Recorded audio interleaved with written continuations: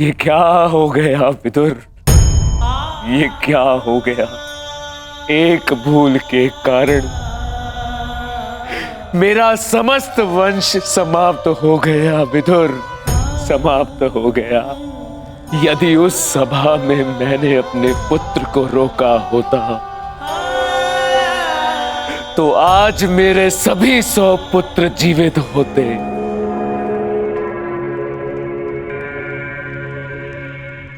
किंतु अब समय आ गया है पश्चाताप करने का। जाओ विदुर और पांडवों को जाकर संदेश दो कि वो आकर अपना राज्य ग्रहण करें, और भीम से कहना कि वो मेरी सभा में आने से पूर्व वो मेरे समक्ष आए। मैं उस वीर से मिलना चाहता हूँ जिसने अपनी प्रतिज्ञा पूर्ण करने हेतु मेरे 100 पुत्रों को काल की गाल में डाल दिया। जाओ विदुर, जाओ।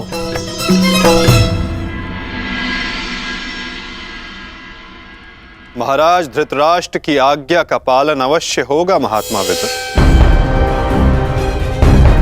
कल पांडव उनके समक्ष अवश्य प्रस्तुत होंगे।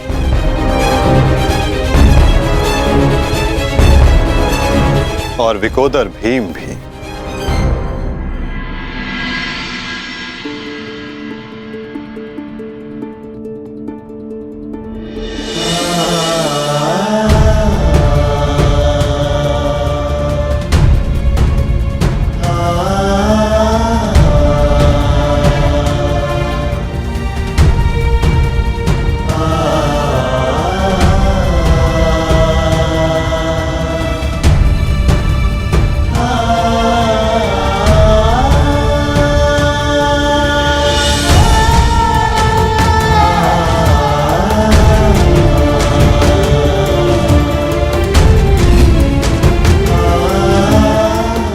कल्याण हो पुत्रों।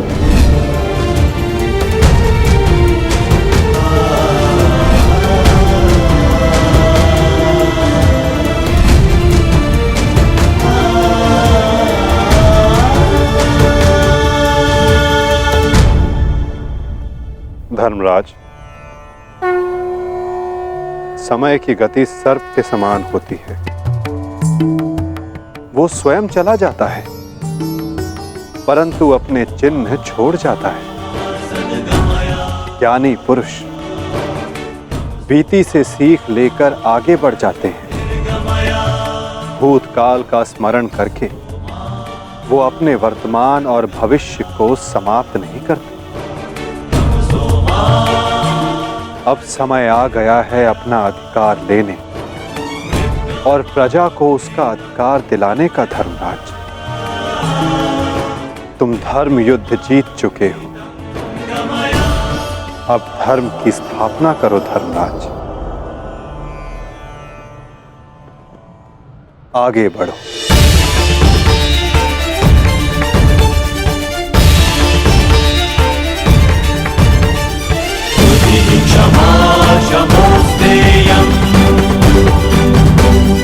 शौचमिन्द्रिय निग्रह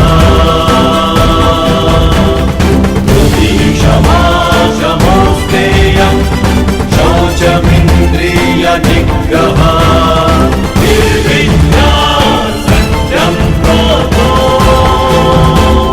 दशकं धर्मलक्षणम्। स्वागत है सम्राट। महाराज धृतराष्ट्र आप सभी की प्रतीक्षा कर रहे हैं। दशकं धर्मलक्षणम्, दशकं धर्मलक्षणम्। ठहरो सैनिक।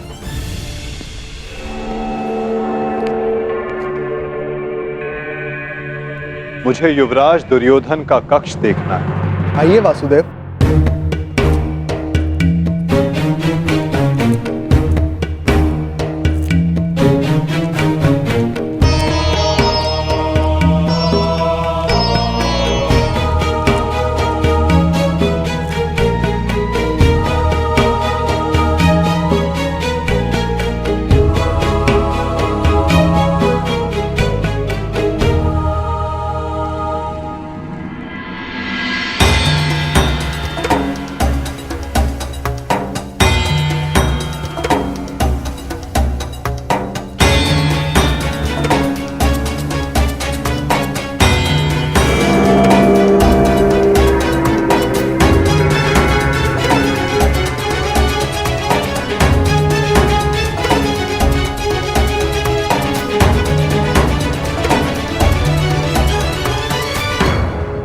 इस लौह प्रतिमा का उपयोग युवराज अपने युद्ध अभ्यास के लिए किया करते थे।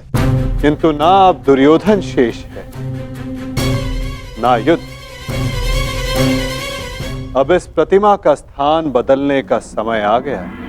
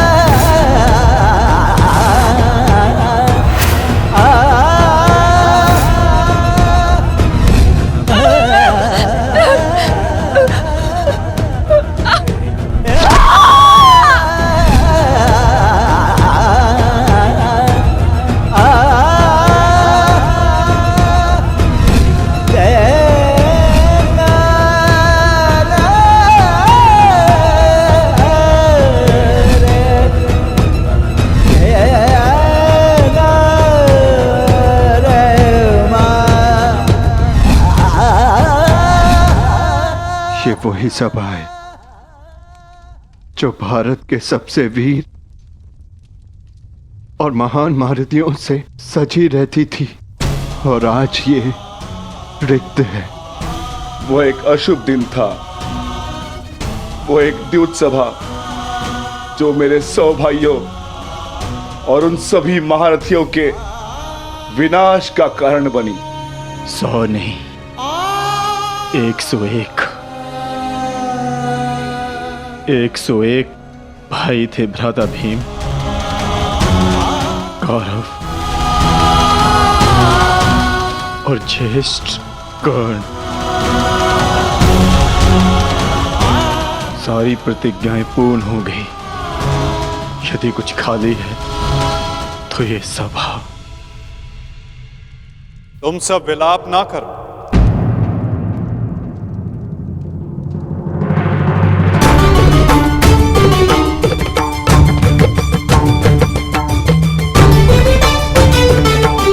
तुम सब ने धर्म के लिए युद्ध लड़ा, ऐसा कुछ नहीं किया जिसके कारण तुम्हें पश्चाताप अनुभव हो।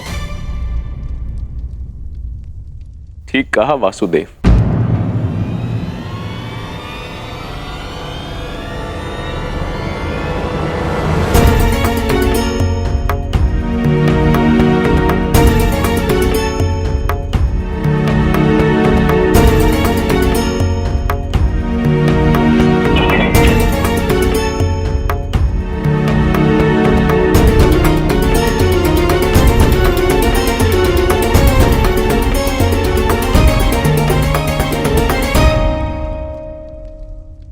पश्चाताप तो मुझे करना चाहिए। एक राजा का कर्तव्य होता है अपनी प्रजा को उन्नति के द्वार तक लेकर जाना,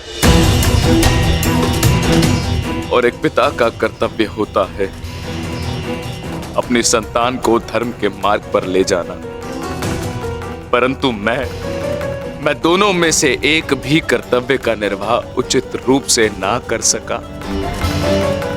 यदि आज ये सभा रिक्त है तो उसका कारण मैं ही हूं वासुदेव। भीम, तुमने मेरे 100 पुत्रों का वध किया है, किंतु अब मुझे तुम्हारे भीतर अपने वो 100 पुत्र अनुभव होते हैं। पुत्र, एक बार केवल एक बार एक अभागे पिता के आलिंगन में आ जाओ। मुझे ऐसा लगेगा कि मैंने अपने सभी पुत्रों को अपने आलिंगन से लगा लिया है।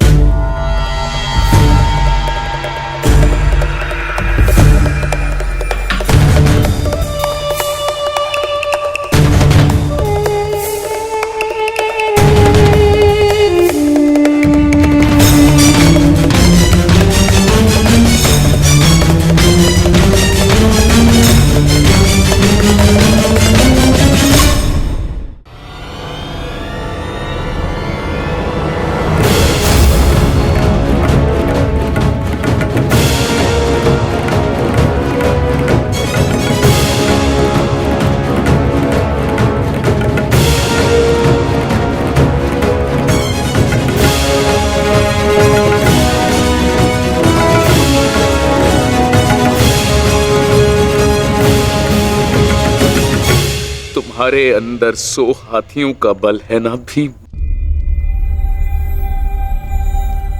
और मेरी भुजाओं में भी मेरे 100 पुत्रों का वध करते हुए तुम्हें तनिक भी पीड़ा नहीं हुई भीम? तनिक भी हृदय नहीं कांपा तुम्हारा अपने भ्राताओं का वध करते हुए?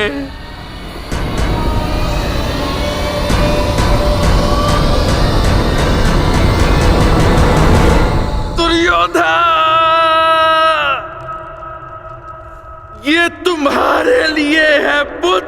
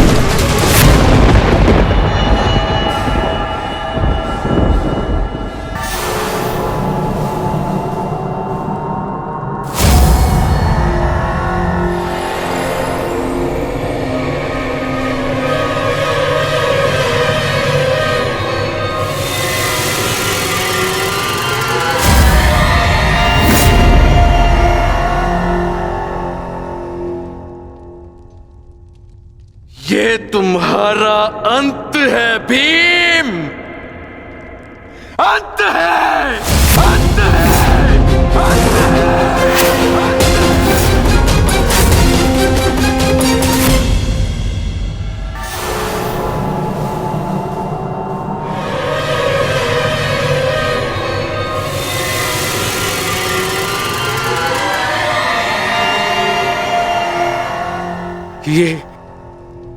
ये मैंने क्या कर दिया? मैं भी पुत्र हंता हो गया। ये मैंने क्या कर दिया देव? भ्राता पांडु, मुझे क्षमा कर देना भ्राता पांडु।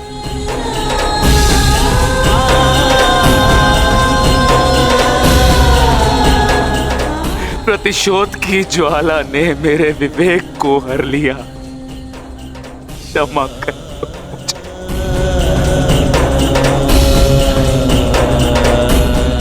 पुत्र भीम,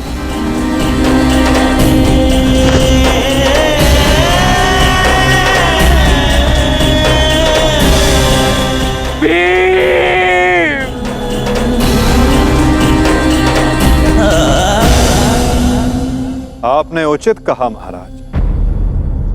जब मनुष्य का विवेक हर जाता है तो उसके पांव स्वतः ही पाप की ओर बढ़ जाते हैं।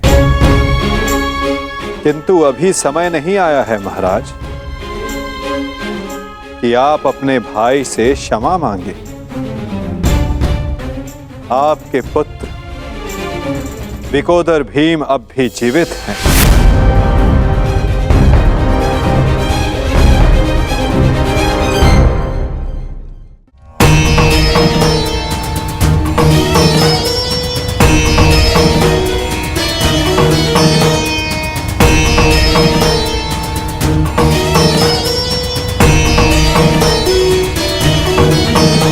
एक विवेकहीन निर्णय ने द्यूत रचा, दूसरे विवेकहीन हठ ने पांचाली का चीर हरण किया।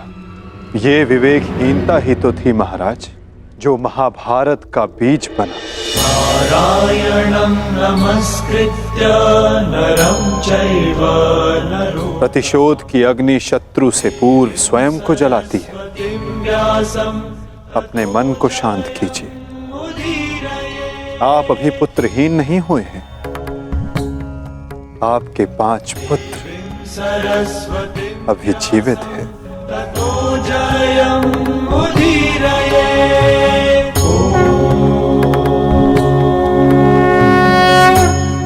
अपने मन की अग्नि को शांत कीजिए। किंतु मेरे मन की अग्नि शांत नहीं होगी वासुदेव।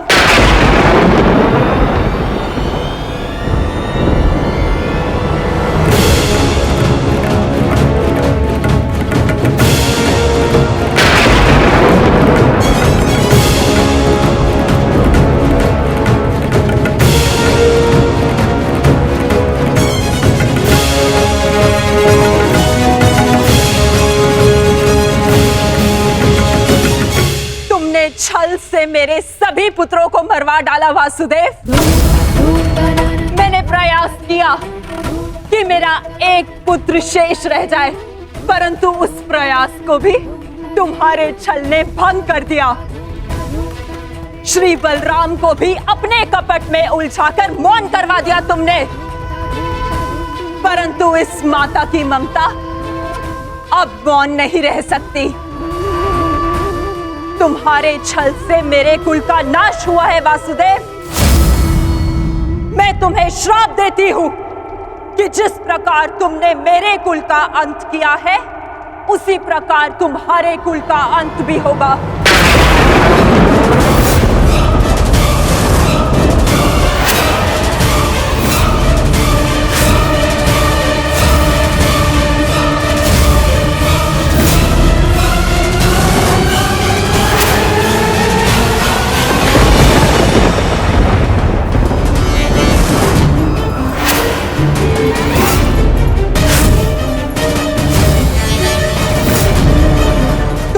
कुल भी ऐसे ही आपस में लड़कर नष्ट हो जाएगा।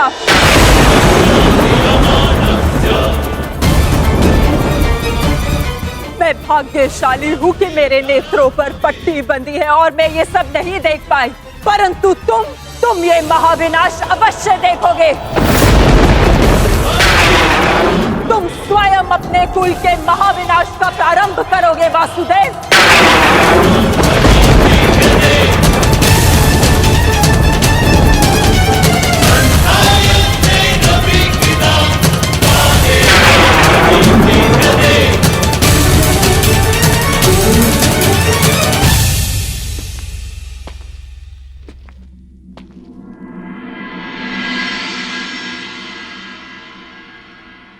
जिस प्रकार एक प्रसन्न माता का आशीष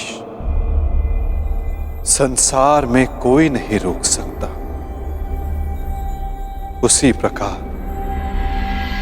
एक दुखद माता का श्राप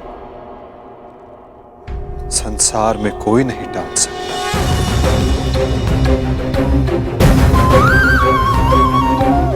मुझे आपका श्राप स्वीकार है माते।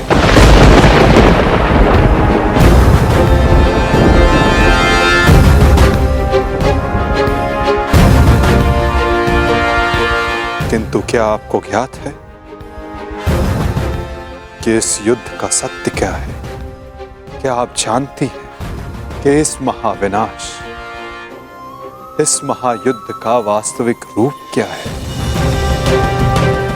मेरे साथ चलिए माता, उस कुरुक्षेत्र की रणभूमि पर जो इस महाविध्वंस इस महाभारत की साक्षी बनी है।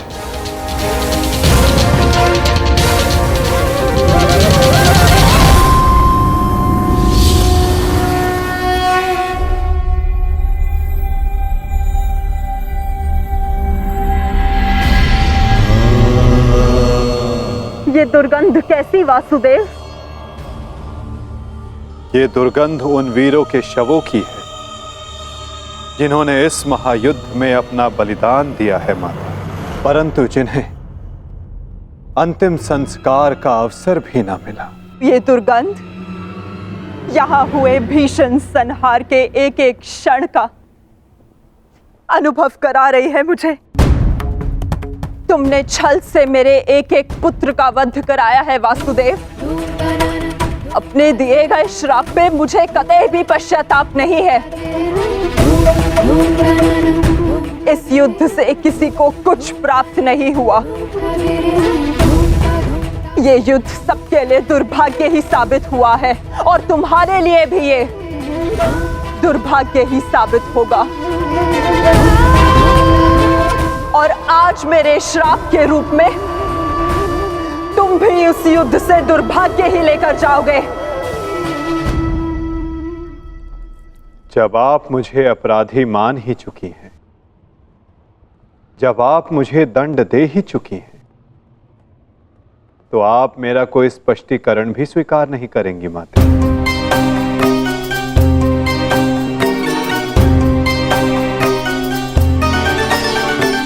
परंतु सत्य का भान आपके लिए आवश्यक है माता। जिनकी दृष्टि से इस महायुद्ध का कोई भी क्षण, कोई भी छल अनदेखा नहीं गया है माते। अब वीर बार्बरी आपको सत्य का भान करवाएंगे।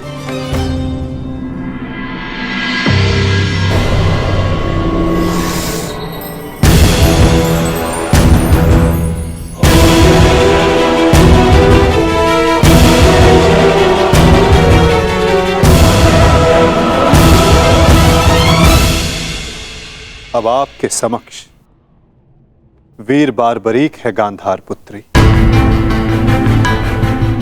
जो आपके पौत्र भी हैं, जो इस युद्ध के एकमात्र दर्शक हैं।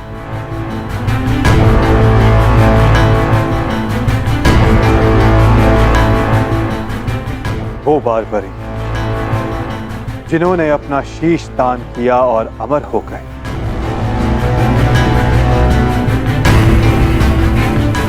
अब वही आपको सत्य का ज्ञान करवाएंगे।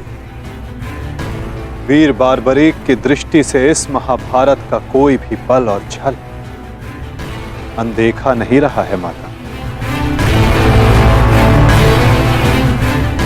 अब बार्बरीक आपको सत्य बताएंगे। पुत्र बार्बरीक, तुम स्वयं बताओ, क्या वासुदेव ने छल से मेरे पुत्रों का वध नहीं करवाया है? यदि तुमने इस युद्ध का एक एक क्षण निष्पक्ष होकर देखा है, तो बताओ, कौरव वंश के वट वृक्ष महामहिम भीष्म, जिन्हें इच्छा मृत्यु का वरदान था, क्या वासुदेव ने उन्हें अपने छल से धराशाही नहीं करवाया है? क्या वासुदेव ने द्रोण पुत्र अश्वत्थामा की मृत्यु का छल रचकर आचार्य द्रोण का वध नहीं करवाया है? क्या मेरे पुत्र दुर्योधन की रक्षा कर रहे उसके मित्र कर्ण को छल से नहीं मरवाया है वासुदेव ने? पुत्र दुर्योधन पर युद्ध के नियमों के विरुद्ध जाकर प्रहार किया गया, क्या वो वासुदेव का छल नहीं था? मेरे समस्त 100 पुत्रों के वध का कारण केवल वासुदेव है। क्या ये भी सत्य नहीं है बार्बरीक?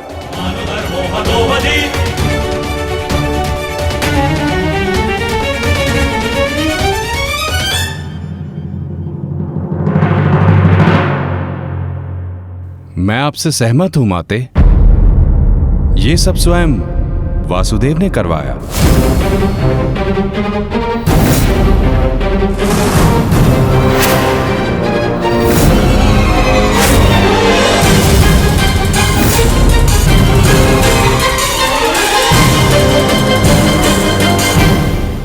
परंतु माते, आप किन 100 पुत्रों की बात कर रही हैं? कौन भीष्म, कौन कर्ण, कौन द्रोण और कौन अभिमन्यु? सत्य तो यह है माते कि कुरुक्षेत्र में कोई था तो केवल एक पुरुष, वासुदेव कृष्ण। ना कोई भीष्म, ना कोई द्रोण और ना ही अंगराज कर्ण। जिस पर प्रहार हुए वो वासुदेव ही थे, और जिसने प्रहार किए वो भी वासुदेव ही थे। उनके अतिरिक्त कुरुक्षेत्र में कोई और उपस्थित नहीं था माते। ये तुम क्या कह रहे हो बर्बरिक? इसका क्या अर्थ है? इसका अर्थ शब्दों से नहीं, दृश्यों से समझ आएगा राजमाता।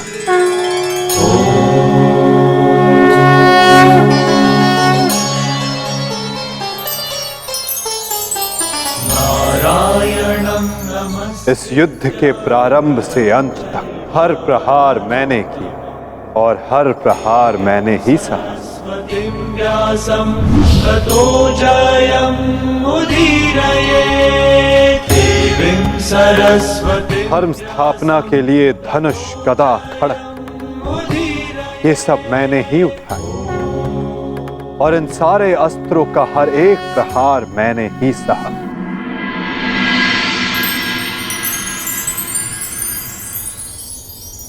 बाण चलाने वाला मैं ही था।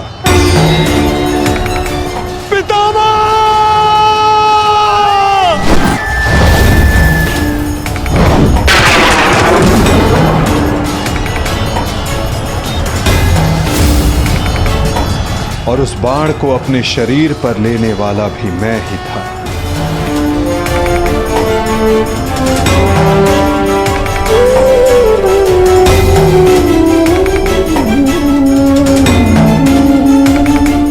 महामहिम भीष्म के रूप में भी मैं ही था और अर्जुन के रूप में भी मैं ही था।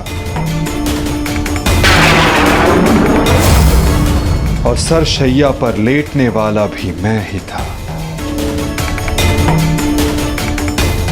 अभिमन्यु बनकर चक्रव्यूह मैंने ही तोड़ा।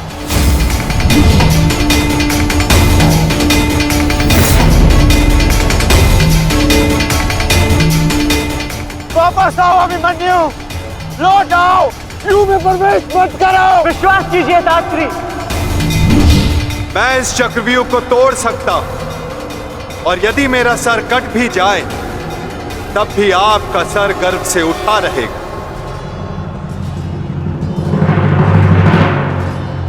और उस दिन मुझे ही घेर कर मारा गया।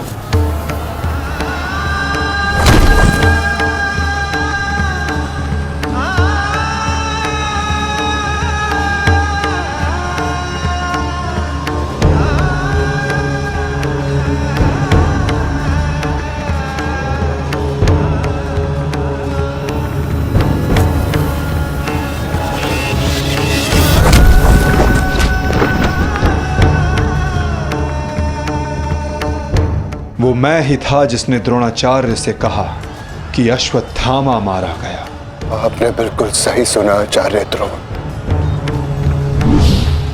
अश्वत्थामा मारा गया। द्रोणाचार्य के रूप में अस्त्र त्यागने वाला भी मैं ही था।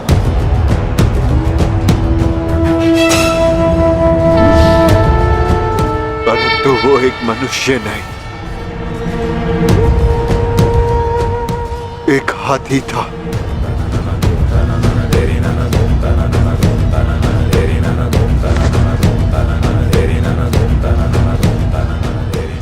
अश्वत्थामा! और धृष्टद्युम्न बनकर मैंने ही स्वयं पर प्रहार किया।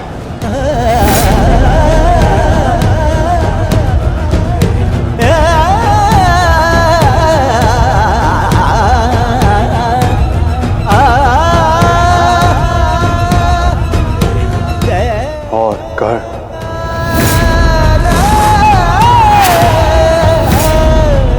कर्ण के रूप में मैंने ही अपना कवच अपने शरीर से अलग किया।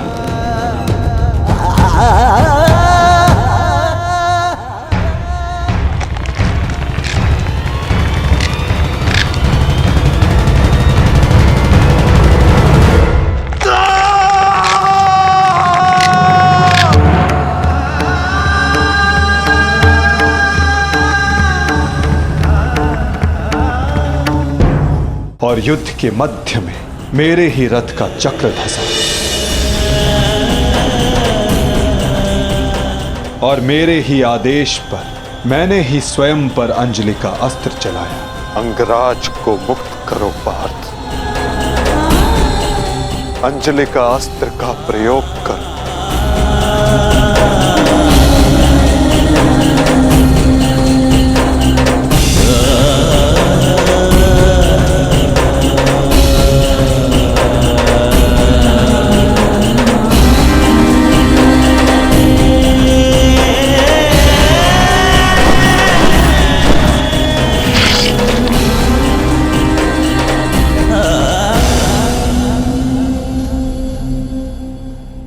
दुर्योधन के रूप में मेरी ही जंघा पर प्रहार करके मेरा ही अंत किया गया।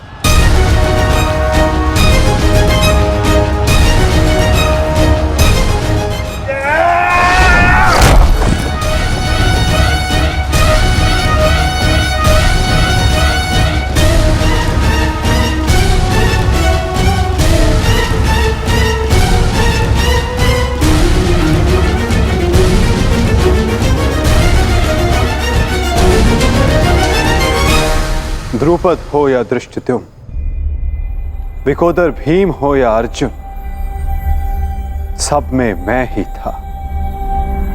मैं ही विजयी हुआ और मैं ही पराजित हुआ।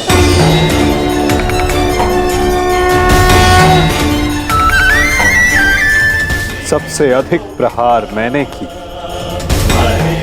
सबसे अधिक घाव मैंने ही खाया।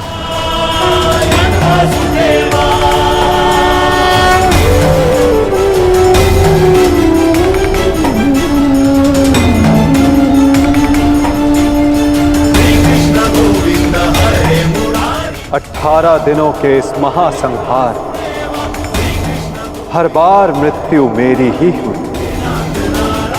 गिरता था जो घायल होकर रणभूमि में वो मैं ही था। अश्वत्थामा के अंगों से रक्त पीप श्वेत बनकर मैं ही युग युगांतर तक भटकूंगा। जीवन मैं तो मृत्यु भी मैं ही।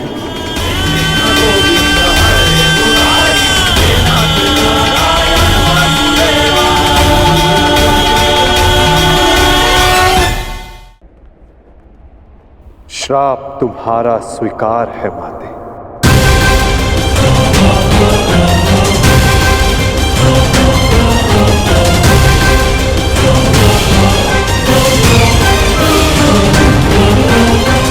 परंतु जब सब आपने किया तो ये माया क्यों मेरे वासुदेव? आप सब एक क्षण में ठीक कर सकते थे, तो फिर ऐसा आपने क्यों नहीं किया? फिर उन प्रतिज्ञाओं का क्या होता माते, जो सबने ली थी? उन अपराधों के दंड का क्या होता, जो सबने किया? उन कष्टों का पुरस्कार क्या होता, जो धर्म ने सहे? उस सीख का क्या होता, जो इस युद्ध में हुए हर मृत्यु से मानव जाति को मिले और जो संसार में प्रलय आने तक उनका मार्गदर्शन करेगी?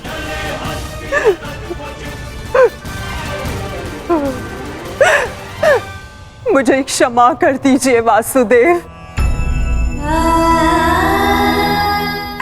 मेरा श्राप वापस नहीं लिया जा सकता, परंतु क्षमा अवश्य मांगी जा सकती है वासुदेव। अपने पुत्र मोह में खोकर मैं उचित और अनुचित का भेद भूल गई थी। मुझे क्षमा कर दीजिए केशव कि उस हो रहे अधर्म के विरुद्ध ये गांधारी अपने स्वर ना उठा पाए। क्षमा कर दीजिए।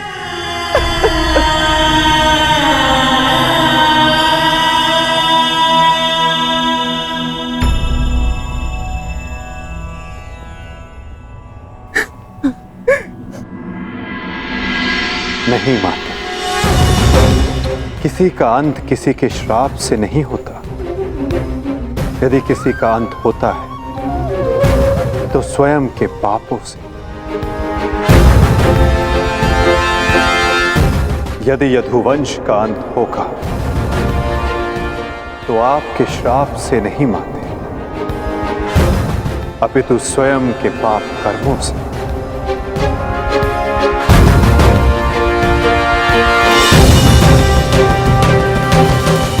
जब जब समाज में अपराध बढ़ेगा, एक महाभारत सामने आएगी। अपने ही अपनों को काटेंगे, कभी कुरुक्षेत्र में तो कभी द्वारका में।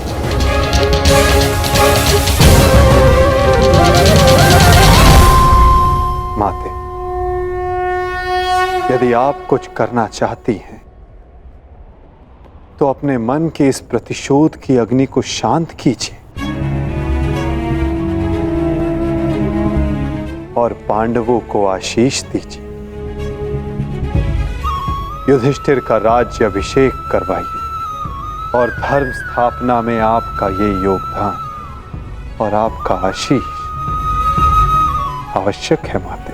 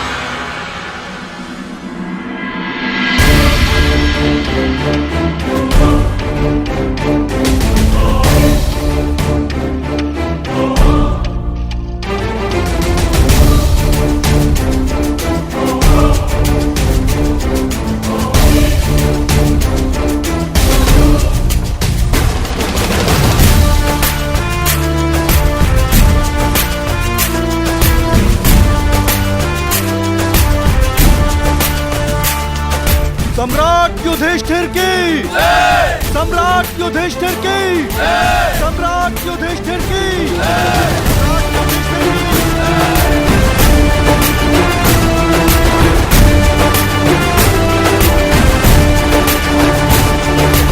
धर्मराज, केवल एक ही वीर था जो परिवर्तन के लिए अंतिम श्वास तक लड़ा। महारथी सूर्य पुत्र कर्ण।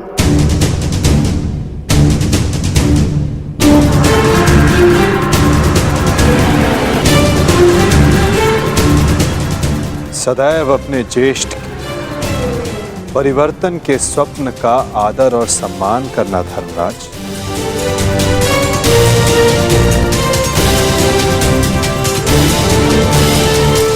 सम्राट पद पर स्थापना के पश्चात मैं पहली घोषणा करता हूं, हस्तिनापुर में अब जन्म निर्धारित व्यवस्था का अंत किया जाता है। वर्ण व्यवस्था रहेगी, परंतु वो कर्म के आधार पर आधारित होगी।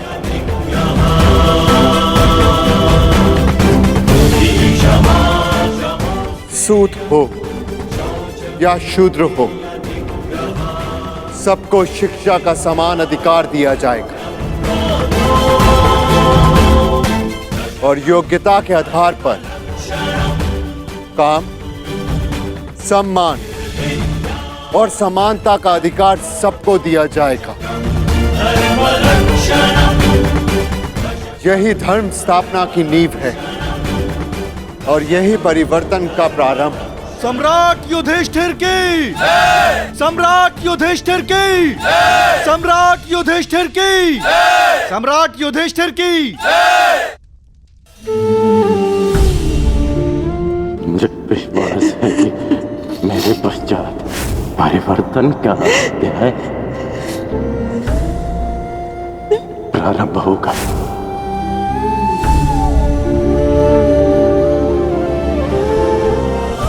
देख रहे हो राधे, तुम्हारे मन चाहे परिवर्तन का प्रारंभ हो चुका है।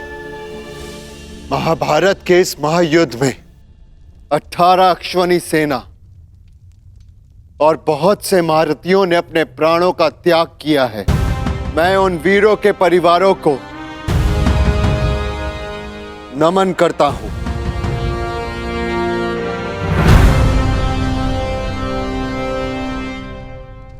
मैं सम्राट युधिष्ठिर ये आदेश देता हूं, युद्ध में सम्मिलित प्रत्येक सैनिक के परिवार को आर्थिक सहायता दी जाएगी।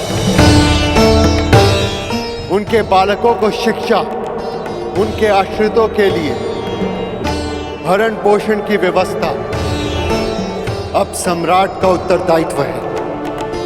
सम्राट युधिष्ठिर की, सम्राट युधिष्ठिर की, सम्राट युधिष्ठिर की, सम्राट युधिष्ठिर की।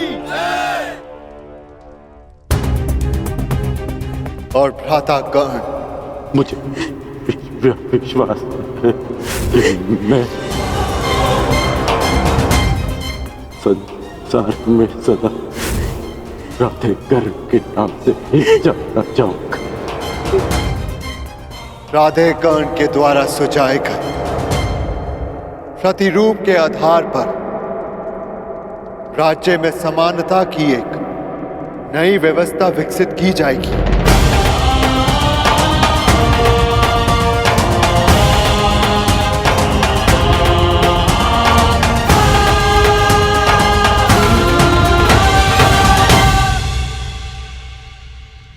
युधिष्ठिर और अन्य पांडवों ने अपने ज्येष्ठ कर्ण के दिखाए परिवर्तन के मार्ग पर चलते हुए एक धर्म राज्य का निर्माण किया।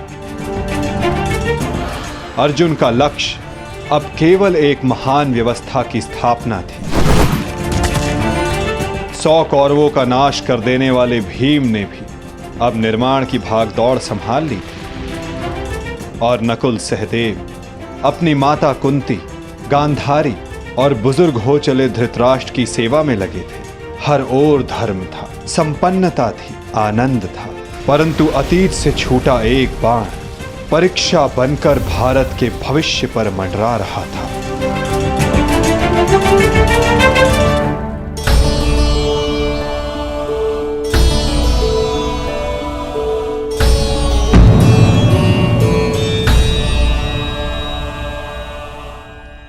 आप सबसे ज्येष्ठ हैं भ्राताश्री, इस स्थान पर आपका अधिकार है, परंतु फिर भी आप ये स्थान रिक्त क्यों रखते हैं?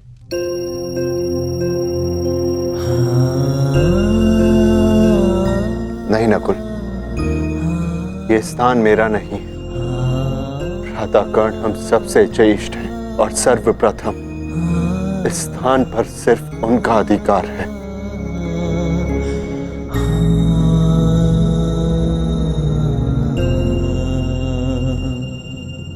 साम्राज्ञी,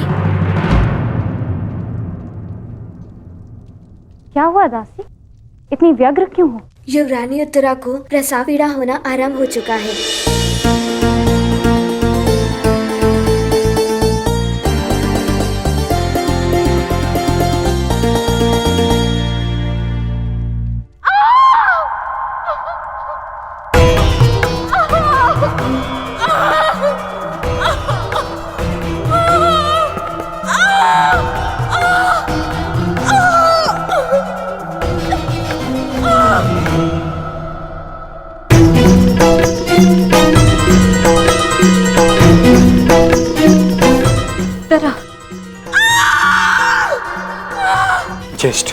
माता कहाँ है?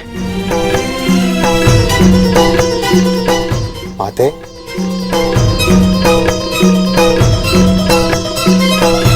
माता, माता वो उत्तरा। हम भीतर जाकर देखते हैं।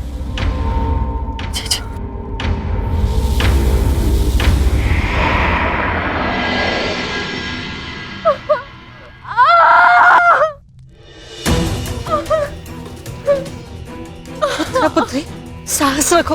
अब और पीड़ा सहन नहीं होती माता। साहस रखो पुत्री, हम सब है तुम्हारे साथ।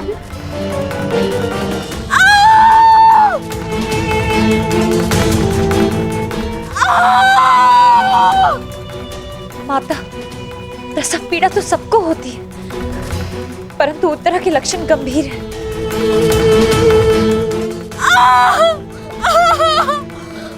माता, कहीं कोई अनहोनी ना हो जाए।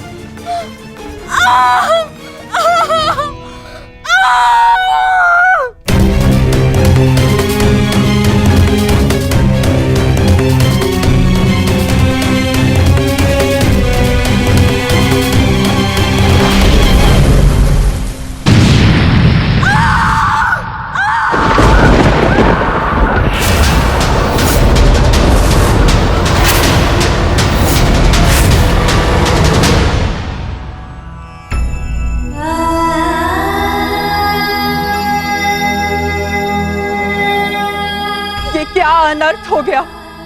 अब हम क्या उत्तर देंगे उत्तरा को? उत्तरा,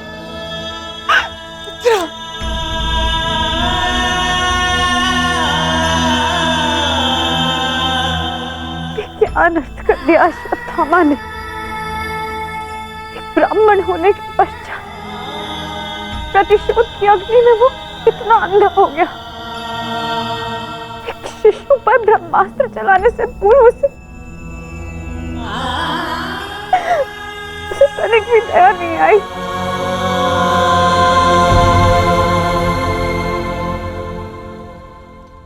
क्षमा कीजिए महाराज, किंतु हम शिशु नहीं बचा सके।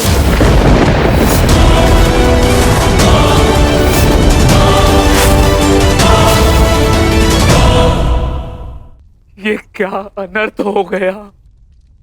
ये सब मेरे कर्मों का फल है। हे नारायण, उस बालक की सहायता करिए। इसमें उस बालक का कोई दोष नहीं है। हे नारायण, सहायता करिए। माता,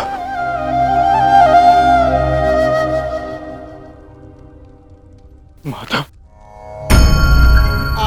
कुछ कीजिए माता, कुछ कीजिए। मैं आपसे विनती करता हूं, हमारे वंश के अंतिम बीज की रक्षा कीजिए, अन्यथा हमारा वंश समाप्त हो जाएगा।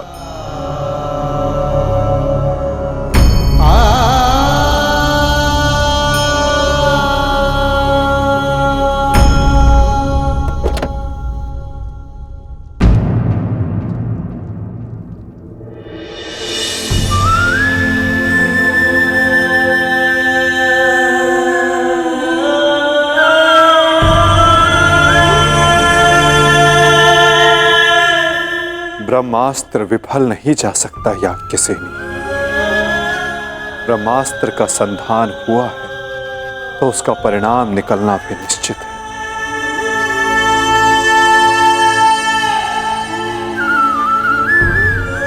क्या यही धर्म स्थापना है माधव? इस अजन्य शिशु का क्या दोष जो इसे भी अधर्म का मूल्य अपने प्राण देकर चुकाना पड़ा?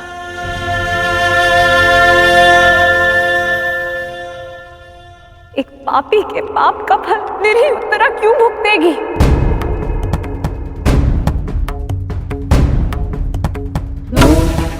माधव, वो तो इस युद्ध में सम्मिलित भी नहीं थी, परंतु इस युद्ध में उसने अपना सब कुछ खो दिया। अपने पिता, अपना भाई, अपना पति और अब अपना पुत्र।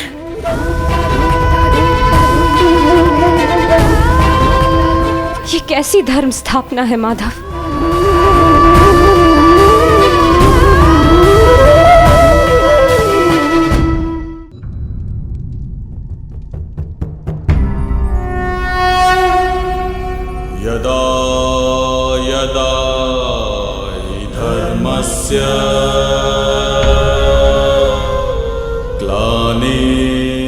यदि मैंने अपने माता पिता का आजीवन सम्मान किया,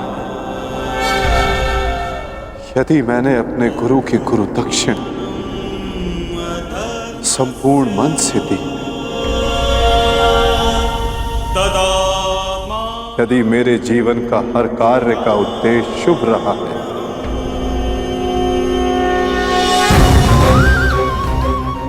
यदि मैंने धर्म स्थापना के लिए संपूर्ण प्रयास किया है,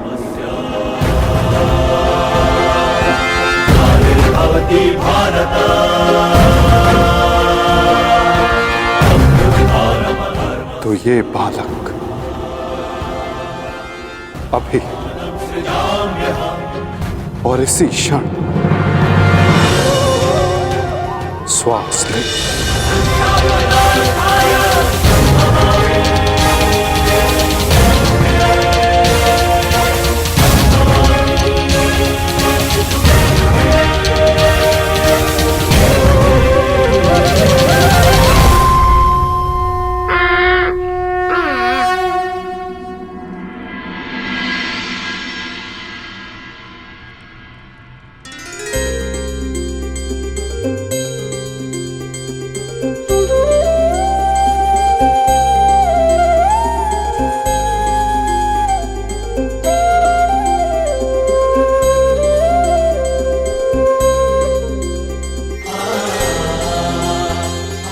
अपने जीवन की सबसे कठिन परीक्षा में सफल हुआ है ये बालक। ब्रह्मास्त्र की कठिन परीक्षा में खरा उतरा है ये बालक,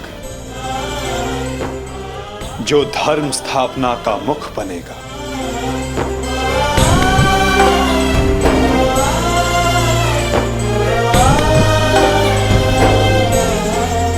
परीक्षित।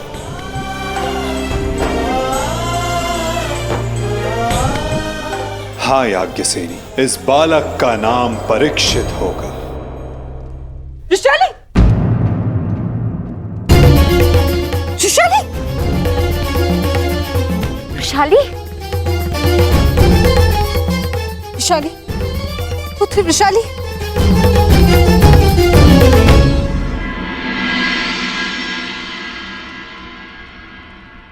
बधाई हो सम्राट।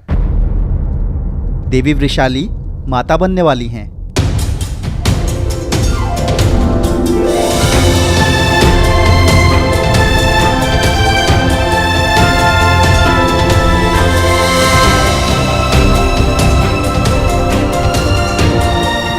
प्रभु को कोटि कोटि धन्यवाद।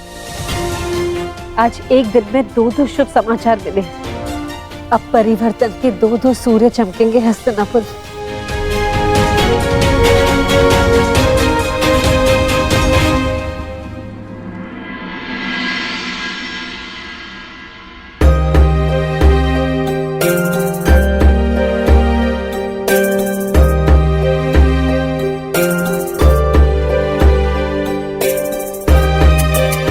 परिवर्तन का नया युग प्रारंभ हुआ है वृषाली।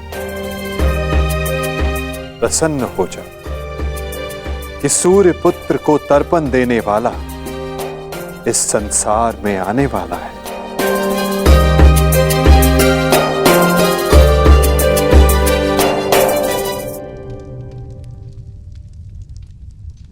अब आप सब मुझे आज्ञा दीजिए।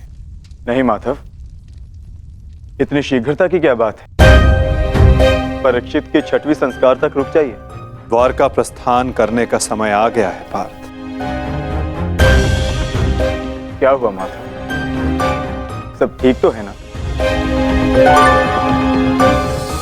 नए परिवर्तन का प्रारंभ हुआ है पार्थ, और परिवर्तन और नाश दोनों एक दूसरे से जुड़े होते हैं, और किसी के अंत का प्रारंभ होना अभी शेष है।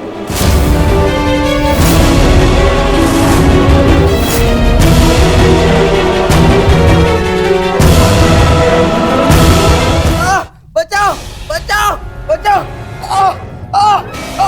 बचाओ! बचाओ! मैं तेरा अंत कर दूंगा। जानता है मैं कौन हूं? मैं हूं इस द्वारिका का भविष्य। सांब!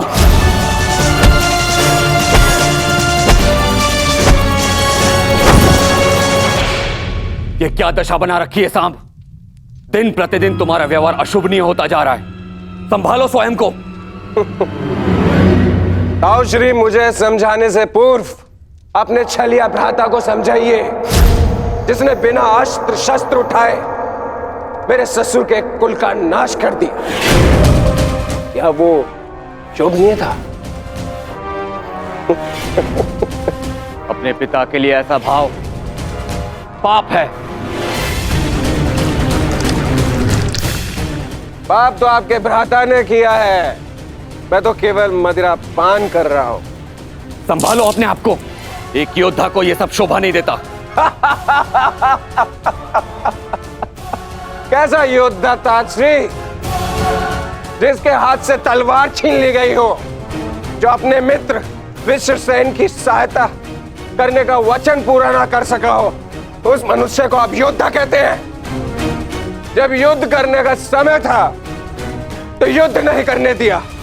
अब इस अपमान को गले से निकलने के लिए इस मदिरा के अतिरिक्त मेरे पास और कोई सहारा नहीं है। मुझे विश्वास नहीं होता कि तुम कृष्ण पुत्र हो। नहीं हूं मैं, नहीं हूं छलिया का पुत्र।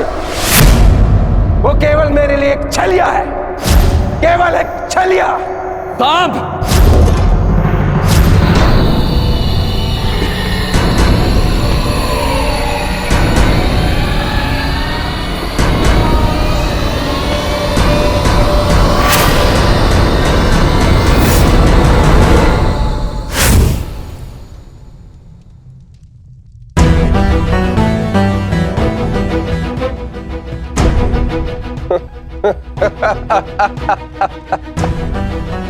आइए आइए आइए द्वारिकाधीश, आइए। स्वागत है आपका, स्वागत है। लौट आए आप। करा इस आर्यव्रत के सभी महारथियों का अंत। कराए धर्म स्थापना के नाम पर अपना पलड़ा भारी। अब अरे अच्छी, आप देख क्या रहे? स्वागत नहीं करेंगे इनका? इतना महान कार्य पूर्ण करने के पश्चात आज लौटे हैं। आज तो राजभवन में उत्सव होना चाहिए। पांचाल, काशी, मगध, छेदी, सभी महाजनपदों के महान शासकों का अंत करवा डाला, सिर्फ धर्म स्थापना के नाम पर। अब क्या बचा पूरे भारतवर्ष में? पूरे भारतवर्ष में सिर्फ दो महान राज्य। पहला द्वारिका, दूसरा हस्तिनापुर। और हस्तिनापुर का महान शासक धर्मराज युधिष्ठिर पहले से ही अपने चारों भाइयों के साथ इनके तलवे चाटता है।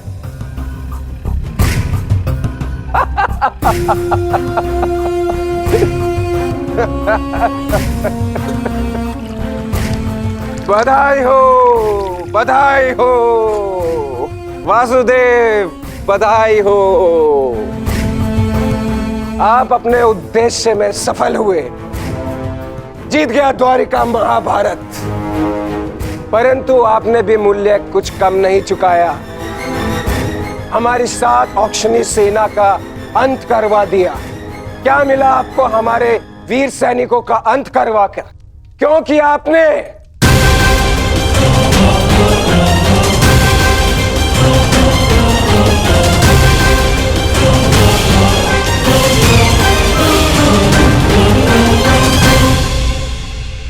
उन सैनिकों ने केवल अपने कर्तव्य का पालन किया था सांब। युद्ध लड़ा, अनेकों को मारा और स्वयं वीर गति को प्राप्त हो गए। उन्होंने तो स्वर्ग की सीढ़ियां पाली सांब।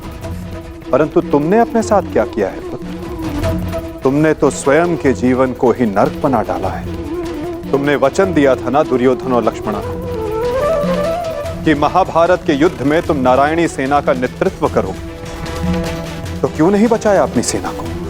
क्यों छोड़ आए अपने मित्र को अकेला युद्ध में? क्यों साथ नहीं दिया अपने मित्र का साथ, केवल अपने प्राण बचाने के लिए? यदि मैं अपने मित्र की सहायता नहीं कर सका तो केवल आपके कारण। आपने रोका था मुझे। मैंने तुम्हें रोका नहीं था साम, केवल विकल्प दिए थे। विकल्प यार में आपने मुझे भयभीत किया था। भयभीत नहीं किया था साम, मैंने केवल तुम्हें यदुवंशी के नियम स्मरण करवाए थे कि यदि नारायणी सेना परास्त होती तो उसके साथ नारायणी सेना का सेनापति अपनी उपाधि खो देता है। विकल्प मैंने अर्जुन और दुर्योधन को भी दिए थे। दुर्योधन ने युद्ध करना चुना और अर्जुन ने धर्म स्थापना, और तुमने युद्ध में भाग ना लेना चुना साम।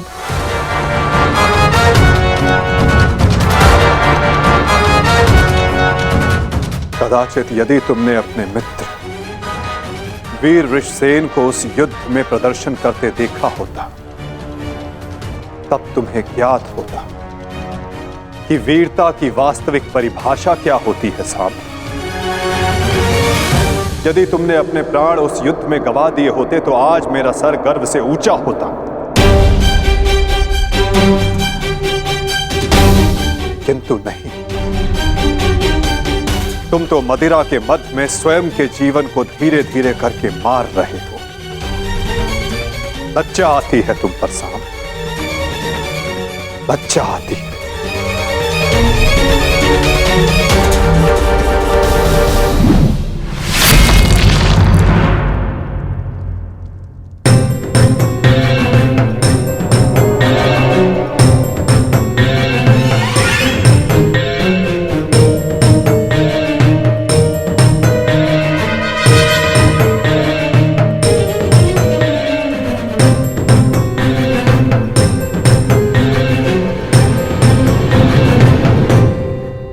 प्रणिपात पिताश्री।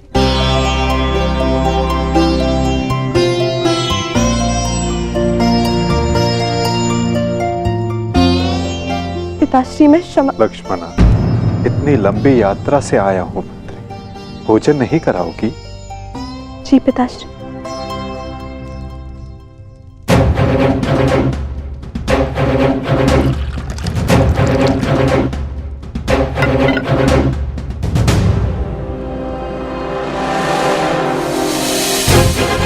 तुमने वचन दिया था ना दुर्योधन और लक्ष्मणा कि महाभारत के युद्ध में तुम नारायणी सेना का नेतृत्व करो।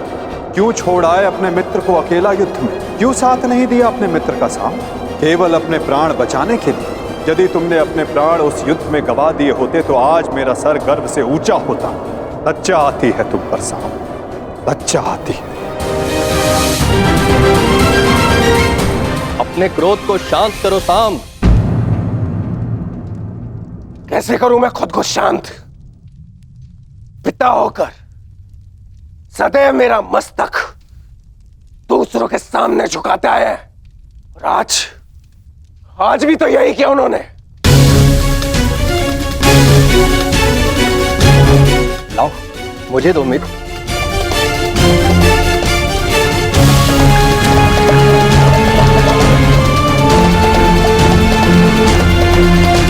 लो दियो।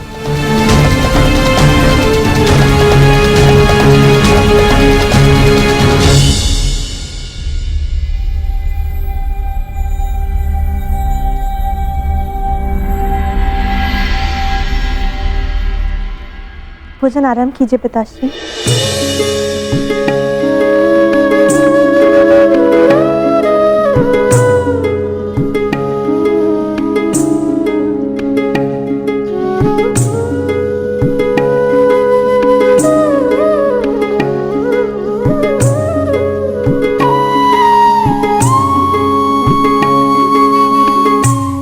पिताश्री, क्या आप मुझे मेरे पिता के विषय में कुछ बता सकते हैं?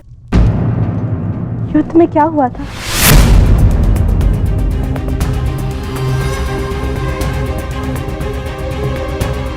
निसंदेह तुम्हारे पिता एक वीर और कुशल योद्धा थे पुत्र, और उन्होंने युद्ध में अलौकिक साहस दिखाया। निश्चित रूप से तुम्हारे पिता से बड़ा गदाधारी इस संसार में और कोई नहीं था पुत्री।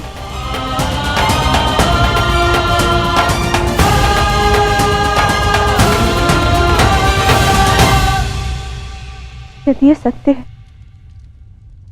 तो उन्हें ये संसार छोड़ के क्यों जाना पड़ा पिताश्री? हमारे कर्म और हमारे चयन हमारी नियति निर्धारित करते हैं। कुछ भावों और कुछ वस्तुओं में अधर्म का वास होता है।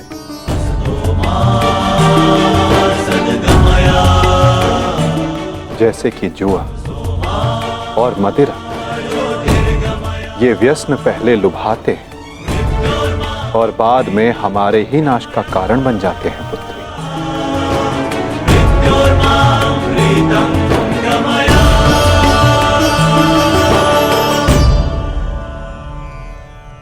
लो मित्र, पियो।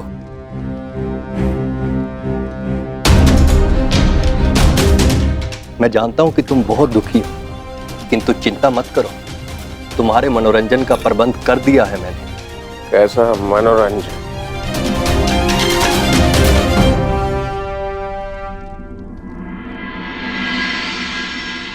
लक्ष्मणा, सदैव स्मरण रखना पुत्री, जब जब मनुष्य पर मद और जुए का प्रभाव बढ़ेगा, तब तब वो अपने पग अपने पतन की ओर बढ़ाएगा। संभल कर मित्र, आज का विनोद तुम्हारे मन की सारी कड़वाहट बाहर कर ले जाएगा। एक मद्दांध व्यक्ति सबसे पहले अपने बड़ों का आदर करना भूलता है, उनका अपमान करता है, उनका उपहास बनाता है, और उसके पश्चात वहीं से उसका अंत प्रारंभ हो जाता है।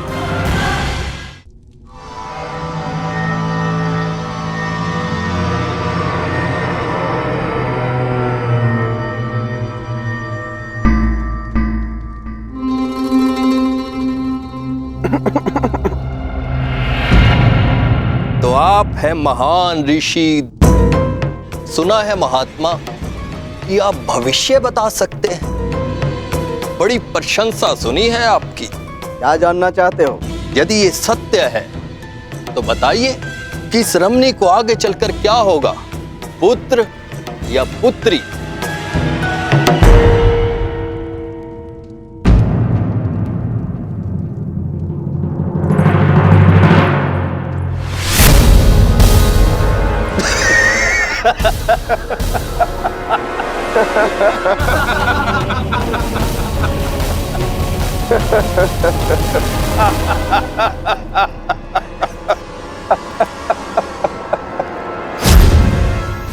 और समय बताना मत भूलिएगा महाराज। यदि आपकी भविष्यवाणी सत्य नहीं हुई तो आप अपनी बाकी की तपस्या हमारी बंदी गृह में पूर्ण करेंगे।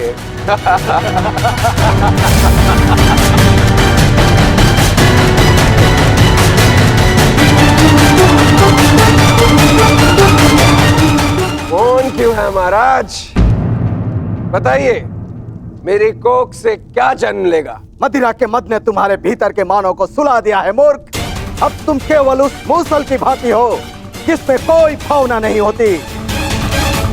वो किसी भी वस्तु पर पड़ता है तो उसे कुचल देता है। ये लीजिए पिताश्री, ये हलवा मैंने विशेष रूप से आपके लिए बनाया है।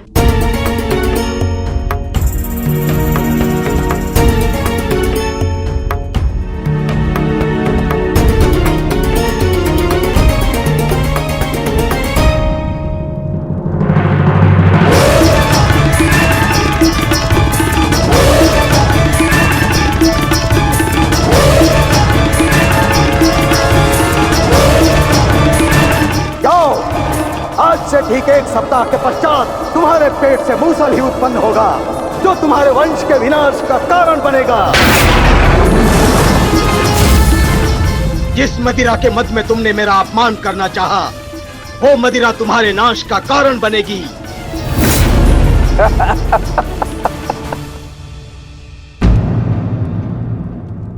क्या हुआ पिताश्री?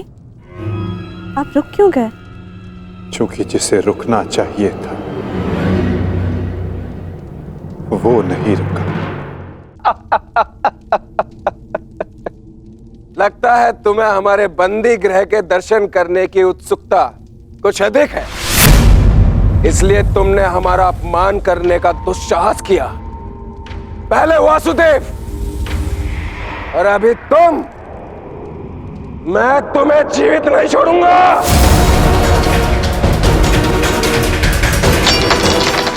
अरे ये क्या कर रहे हो मित्र? शांत हो जाओ और इनसे क्षमा मांगो ताकि अपना श्राप वापस ले ले। ये क्या कह रहे हो तुम? इस पाखंडी से क्षमा मांगू? ये एक पाखंडी है।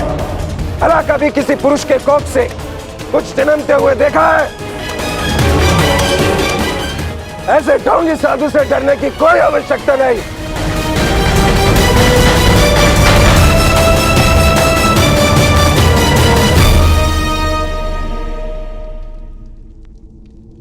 जो अब तक नहीं हुआ साम, वो अब होगा। साधुओं का श्राप व्यर्थ नहीं जाता।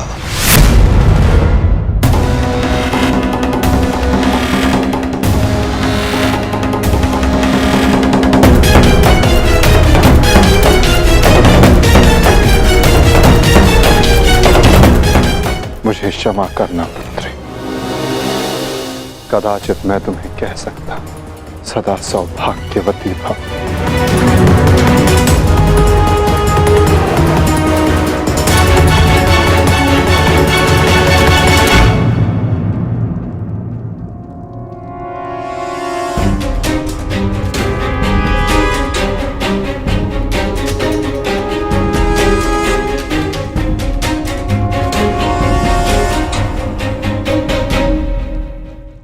एक साधु का उपहास उड़ाना और उन पर प्रहार करने का प्रयास करना क्षमा के योग्य नहीं है सांब। आपने तो सृष्टि के सभी महारथियों और अनेकों सैनिकों का वध करवाया। क्या वो क्षमा के योग्य है?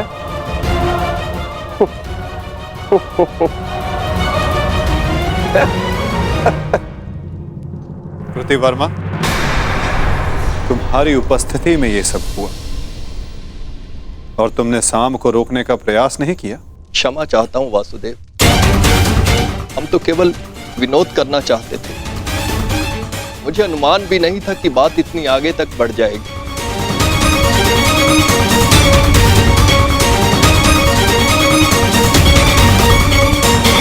कितना समय? 7 दिन।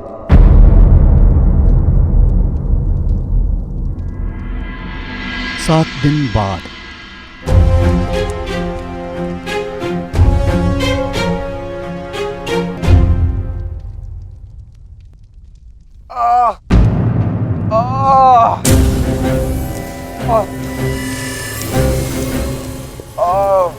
सहायता करो मित्र, मेरी सहायता करो। अत्यधिक पीड़ा हो रही है। कैसी पीड़ा हो रही है तुम्हें? लगता है उस साधु का श्राप मुझे लग गया है। आज 7वां दिन है और ये देखो मेरे पेट में अत्यधिक पीड़ा हो रही है। जाओ, आज से ठीक 1 सप्ताह के पश्चात तुम्हारे पेट से मूसल ही उत्पन्न होगा जो तुम्हारे वंश के विनाश का कारण बनेगा।